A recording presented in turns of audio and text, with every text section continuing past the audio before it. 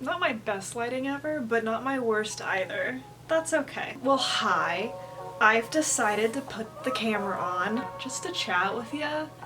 I don't have much to chat about, so I thought I would go through a bunch of things I enjoyed from last year that I just want to pop out as little recommendations. Well, I'm gonna start off with something I actually saw in 2021, but it's from 2020, so we're gonna pretend that it's something I saw last year with everybody else. There's a dog barking outside. Licorice Pizza I thought was very good. The longer it sat with me, the more I feel like it could honestly be one of my favorite movies in a very long time, which is funny because the last time I said that about a movie was Phantom Thread, so I just kind of like Paul Thomas Anderson, clearly. It is one of those movies that I feel like a lot of people won't totally understand for some obvious reasons, and that's fine. I feel like everybody's kind of entitled to their own vibe on that. Personally, for me it was fine, pretty innocent, it's sweet, and the characters, I feel like you understand why they may be in that situation and like what draws them together. There's just something very human about, like, everybody has, I think, like, whether it be friendships or romantic relationships that like kind of don't have like an easy explanation. Obviously for most people it's not a 25-year-old to 15-year-old, and I wouldn't recommend that, but I think the way it's portrayed in Licorice Pizza is very interesting. I think the general vibes in the movie are quite good. I love a little Southern California energy. The soundtrack is very good. There's a lot of running and music playing, and I just think that's wonderful. That's like a very cinematic experience. And I found Alana to be mostly quite relatable. I mean, she's like a floundering 20-something, and I think a lot of people feel that way. It's just a very human movie. It had a lot of the human spirit in it, and I appreciate that. My next one is Pig. I think a lot of people didn't get this one when it came out on Hulu, I believe. A bunch of people on my Instagram story feed like really did not understand what it was. But that's a shame because I thought Pig was very good. It's a soft movie. It's a very quiet, inwardly drawn, introspective movie about a man and his pig.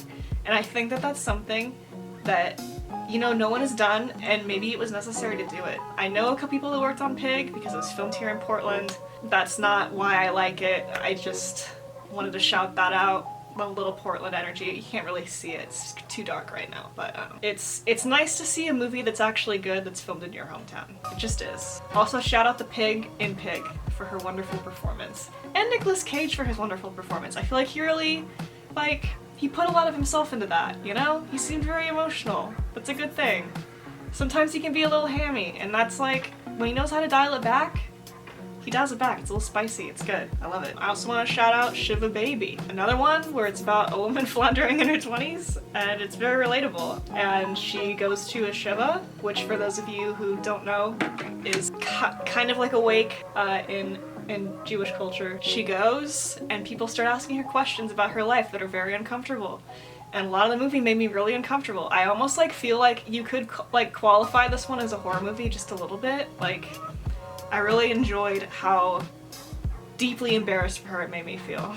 I thought that Rachel Sennett did a great job. I really want to see her in more stuff. She has great comedic timing. Also, for that being somebody's first movie, Emma Seligman, amazing. 2 names to watch, for sure. I do have 2 more that I want to shout out. It's at least like interesting, which are Zola and The French Dispatch. The French Dispatch I'll start off with because it's like, it's Wes Anderson and he's having fun. Wes Anderson can do anything, and I'm gonna think it's probably at least a little bit good. Was it like amazing?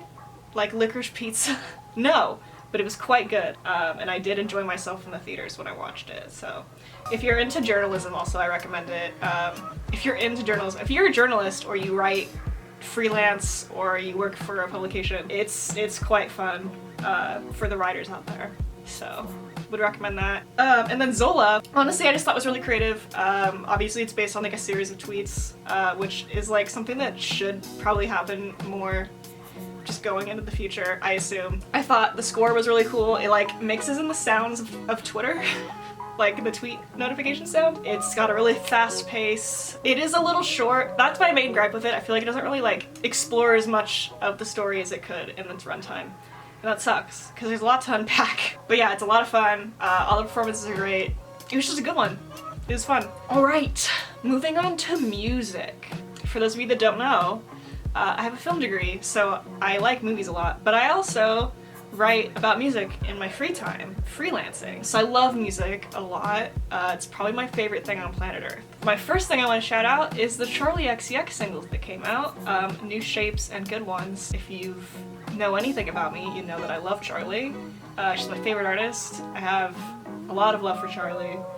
I think she is ahead of her time. Yeah, Good Ones is great. I love the video. I think it's a lot of fun. It's just a good, short dance pop track.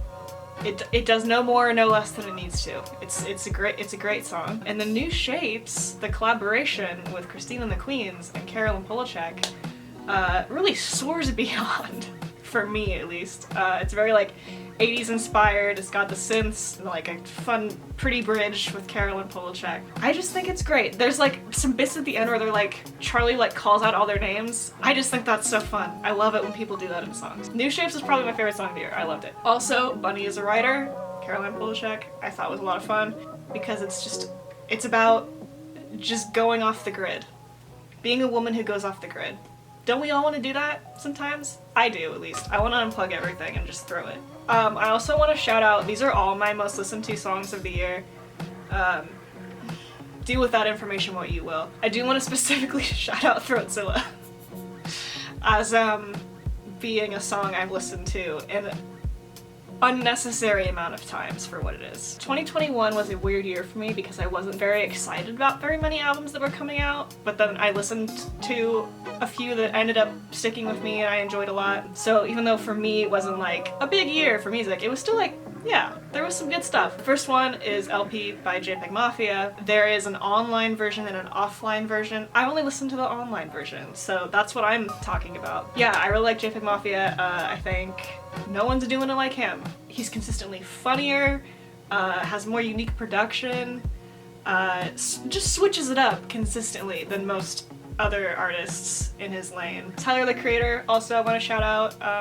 Call Me If You Get Lost. I just thought it was a lot of fun. I like to put it on when I'm cleaning. It's groovy, it's got some grooves. There's like some hard-hitting tracks, there's some smoother tracks.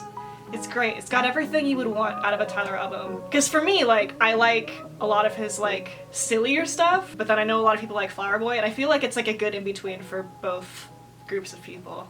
So it was a good one. I also, this is like a recent listen, but I listened to the Chloe Moriondo album, Blood Bunny. I love like that 2000s throwback singer-songwriter sound, and Chloe does a really good job at that. It's like very sweet. A lot of the lyrics are like just very like cutesy, but not ever in a way that's like grating. I just really connected with it. I thought it was great. It kind of reminds me of like first album Avril Lavigne a little bit, which is a very high compliment coming from me, Avril Lavigne stan #1. Would recommend if you're into like Biba Doobie or like Soccer Mommy. It's kind of in that similar zone. Clairo also put out her best work ever, I think, this year. I really enjoyed Sling. Actually, I don't know. Immunity is really good, but Sling was very enjoyable. I liked that it was very dialed back. Amoeba's a great song. Probably one of my favorite songs of the year. I really enjoyed Amoeba. Bambi, Blouse, also very pretty songs. It's quite a sad record too. Very introspective. If you want to just like sit and be upset, it's a good record. My big shout out of the year goes to Pink Panthers for just like being awesome. I love drum and bass, so it's good to see somebody bringing it into the mainstream. Yeah, I thought to hell with it. Her first record was amazing. I really enjoy it. I listen to it a lot. Passion is a beautiful song. Just for Me, also awesome. Very like funny, but also like cute song. Yeah, Pink Panthers is so good. I'm really looking forward to what she puts out this year. She's already like previewing some songs on TikTok and I'm very into it. TV. Also, for those of you that don't know, my first year of college was spent getting a television degree that I didn't finish. I switched to film, so I love TV, but I just don't talk about it very much anymore because it's not like the focus of my life like it used to be. But I do watch a lot of TV still. My favorites this year, I'm just gonna skim through it, is Selling Sunset, The Great, and the new Gossip Girl, believe it or not. I actually started off really disliking the new Gossip Girl. I wrote a whole article about it where like originally I actually pitched it to them as like, I don't like this and like this is why I don't like it. And then by the end we like all kind of worked on the article together to be like, actually it has some merits. And by the end of the first season I was like, oh, actually, I like where this is going. I think it's like doing something a little bit more relatable to teens than Euphoria is. Euphoria, I maintain, should be a college show, whereas Gossip Girl, like, I think is still getting at some things that maybe that age group should be talking about, except for there's like one storyline that is unnecessary. But in terms of like how it treats social media, I think it's quite astute. A lot of the writing is quite funny, quite sharp. It has a lot of like cringe moments, but that's like not unexpected for Gossip Girl, so I think it's fun. I enjoy it. I also really like the fashion in it. I think they do a good job there. Anyway, also The Great. It's just a really funny, if you like history, I'm a big Russian history gal. That's always been an interest of mine. I enjoy The Great on that level. It's like if you have a very dirty sense of humor, it'll make you feel some laughs. But also all the characters are very multifaceted. For it being a comedy, like I feel like it really understands all of its characters really well and like what makes them funny, but also what makes them like interesting to watch and like actually invest yourself in. Just a really well-written show overall, and I really like Elle Fanning. I think she's great. Yeah, my last one's Selling Sunset. I don't really have anything to say about this other than it's like really good trash TV, and I also think Christine is like amazing. Like she's awful, but also like she's amazing. That's it. I just want to watch like a bunch of like hot women in their 30s and 40s selling houses forever. It's amazing. My last one is books. This one's gonna be weird because these ones did not come out in 2021 except for one. But I'm gonna show them to you anyway. So I'm gonna breeze through these quick because my camera's dying. The one that actually came out last year is the Sally Rooney new Beautiful World, Where Are You? I'm about halfway through it. I'm reading this and another one of these books right now. I think it's very astute. I think the ways in which it approaches like contemporary issues manages to not be corny, which is like amazing, and even acknowledges that like acknowledging those problems is like a little bit corny in contemporary fiction. Yeah, it has a lot to say. And despite being a romance novel, it's a lot more than a romance novel. And if you have any interest in like analyzing just like the malaise we all feel, this is a good one. This is the other one I'm currently reading. It's called Bold, Daring, Shocking, True, A History of Exploitation Films, 1919. It's 1959. I do love a good textbook.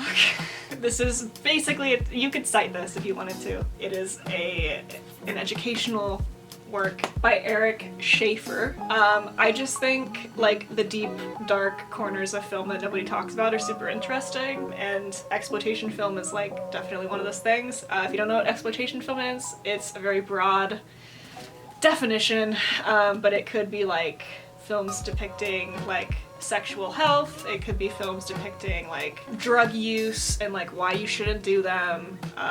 It's exploiting social issues for the purpose of entertainment, basically. And technically they're meant to educate, but usually they're more meant there to like shock you. Yeah, it's basically how that genre came about and like what struggles the filmmakers faced and like distributing their films and all that. Yeah, I just think it's really interesting if you have any sort of like, I don't know, if you like to read about film, it's a good one.